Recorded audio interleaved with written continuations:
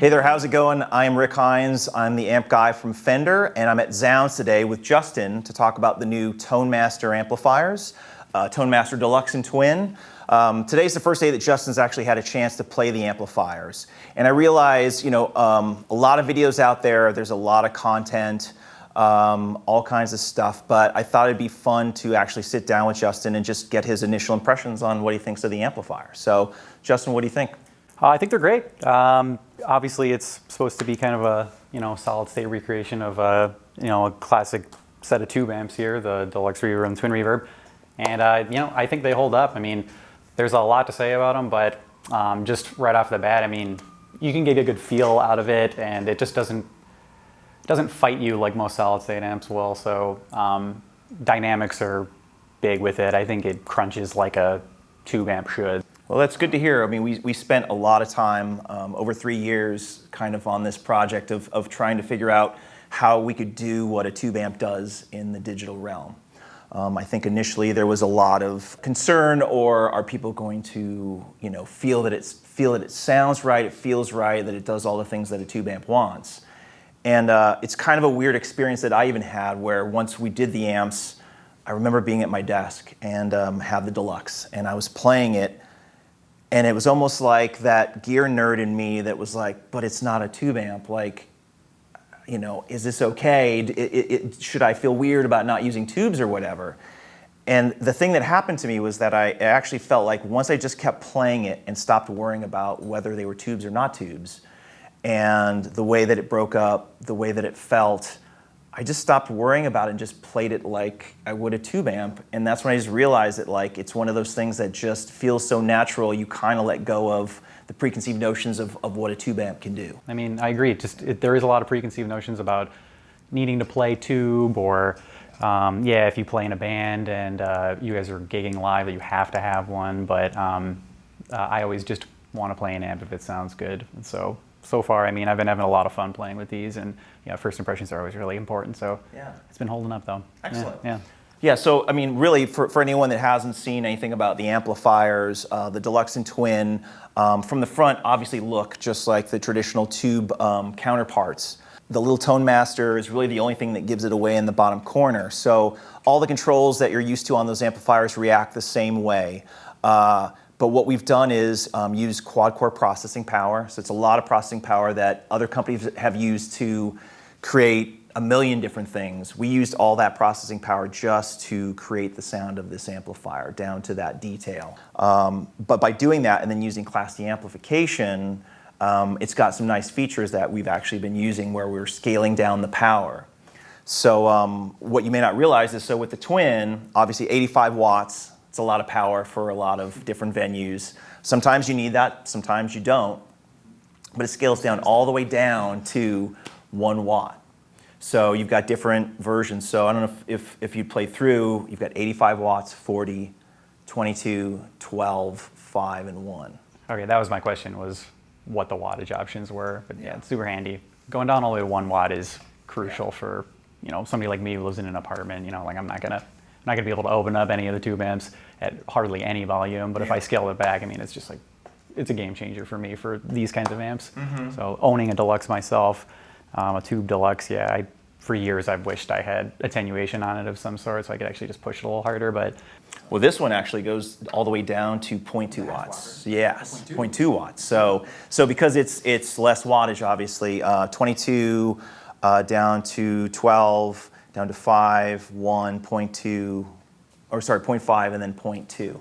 So all the way down to 0.2, it's pretty much below speaking level, so you can get those great tones. And for the guys that are recording at home, it's actually got IRs in the back. So you've got impulse responses that we actually did in the studio with a dynamic mic, a Shure SM57 and a Royer 121.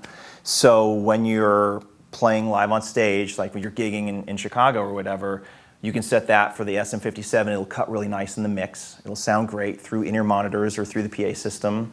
Recording at home, you've got the number 2, which is the ribbon mic, so it's a little fuller in the bottom end, great for recording. So it's a really nice feature to have. Yeah, I'd say so. So the great thing is you can set it to standby. You'll notice that the jewel turns orange. That means that the speaker is disconnected.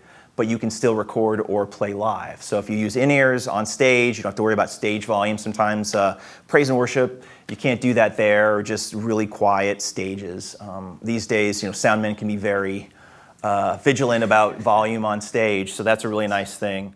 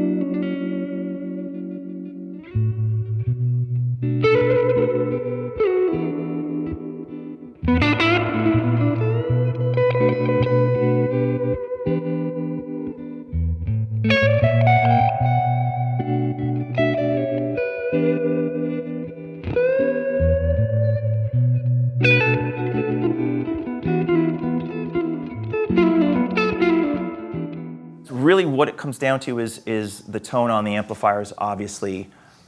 What else did you notice about when you picked it up?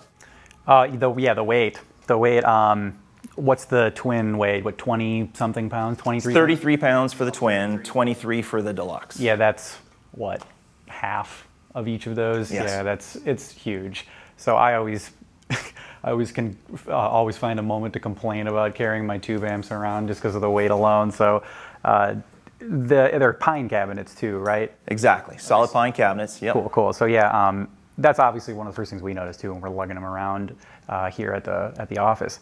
So yeah, it's just kind of it's just a nice thing to have. Yeah, I don't want to lug around like a 42-pound deluxe all the time, and that's like on the lower end of those kind of wattage tube amps for weight. So cutting it down to 23 was it? Yeah, that's huge. Well, the thing is, as far as I'm concerned with players, I've never felt like these were going to be the kind of thing where it's like, I'm going to sell all my tube amps and then just keep this. Now, if someone feels the need to do that, fine. But I know that a lot of players love keeping the tube amps at home, and then they've got something they can gig that's light, don't have to worry about fixing tubes on the fly at a gig or something like that. I should also mention that both amplifiers are using a new speaker that's designed by Jensen. So it's a neodymium speaker that replicates the original ceramic ones that we use in the reissues. So you get that sound, but obviously smaller magnet, lighter weight. So those things, they really do factor in, and even the pine cabinet sonically changes the tone of the amplifier too. Yeah, so a lot of things people notice about playing a tube amp like a deluxe is that and my main problem is that when I'm playing it loud, sometimes the bass can get a little bit hard to handle sonically there. So first thing I noticed when I plugged into one of these guys, though, is that it felt a lot tighter. So like I could work it at higher volumes without having to encounter the same problems. So that was a huge plus just right out of the gate. Was just the fact that it just feels a little bit tighter, especially with bigger chords. So that was a big plus for me about it. So it stuck out in my mind. Yeah, well, that is one of the natures of with these amps. We didn't want to mess with the sonic structure of kind of what they're used to. And so the original amps, it's pretty common knowledge that Leo never intended us to crank the amps up and get the distortion naturally from them. So he always made sure there was extended low end. So when you do play and crank up the amplifier, if you don't adjust the low end, sometimes it can be a little loose. So that's always one of those things that the secret tricks with deluxes is you turn them up, you can turn the bass down. But it's interesting that you mentioned that because possibly in the digital realm, it just tightens it up in a pleasing way, so you can run the bass a little bit more without having to worry about it bottoming out a little bit, which is cool. Yeah, they also take pedals extremely well. The jam we were doing, the more rocking jam, I pretty much just had the amp set to 8 on the deluxe, and you were using a compugilist pedal. So a great thing about the amps too, everyone keeps asking me, how do they take pedals? How do they take pedals? I get that. That's the primary, generally when people use Fender amps, some love to crank them, but a lot of people use them as their their canvas they're clean canvas, and then they use pedals to get their gain and stuff like that. So it was important for us to have the amplifier respond to pedals the same way. So when you used that, did you feel like it responded the way that you would expect an overdrive to respond? Yeah, oh yeah, definitely. Nothing stood out, even though I only got, 5 quick minutes right there. Nothing really stood out as being unusual or unnatural in any way. So yeah, and that's, sometimes hard to do with pairing twins or deluxes with overdrive. Sometimes they just really don't like others and love some. So yeah, so far so good. Yeah, I liked it. Generally, when you run your deluxe, what kind of pedals do you use? I'll just use some sort of like lighter boost, maybe an overdrive in there too. Not really any distortions or anything like that, but just something so I can push it a little bit past where it's already going. But yeah, that's. And now maybe you don't need the boost now because you can just run it at 8 or so and be at the volume that you want. Or whatever. Honestly, when I heard you playing it earlier before I walked in, I kind of like peeked through the window and I thought you were running an overdrive with it at first, and then just saw that you were just running the deluxe, just kind of turned up, but it wasn't even really that deafeningly loud. So I was like, oh, I wonder what he had it set at though. But yeah, I thought you were honestly running a pedal already with it. If that says anything to the type of limit that you can push it to now with having the volume capability and the attenuation. Yeah, I thought you were running an overdrive with it at first. So awesome. Well, that's the thing that, as people tend to judge videos online as far as performance, it's always important to capture the sound, But I would say to anyone that hasn't tried these in person, I think it's imperative that you go and check it out, whether it's at your local store or through zZounds or whatever, because I think you'll understand that a lot of digital amps replicate sounds, but they don't always feel right. And really with this, I think the feel is the thing that will really win guitarists over, that last frontier of like how it feels, how when you dig in, the sag, or all those words that we use that, are ultimately meaningless. But I understand that feeling of just when you dig in, it does exactly what you want. It's like, it's been a really interesting journey to get to this point. So I would just say, you need to try it for yourself. Yeah, give it a shot. Well, there you have it. That's the Tone Master Deluxe and the Tone Master Twin. I'm Rick. This is Justin. We're at zZounds. Thanks for watching.